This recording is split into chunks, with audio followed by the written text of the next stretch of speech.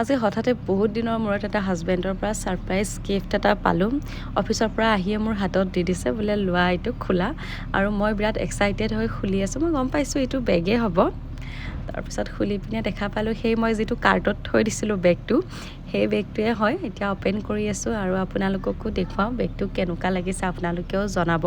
আৰু যদি এই বেগটোৰ আপোনালোকক লিংক লাগে মোক কমেণ্টত জনাব, লিংকটো বিচাৰিব, মই তাত লিংকটো আপোনালোকক দি দিম। বাকী এই বেগটোৰ দুটামান কালাৰ আছে, এটা ব্লু কালাৰত আছিলে চাগে আৰু এটা এই ৱাইন কালাৰত আছিলে।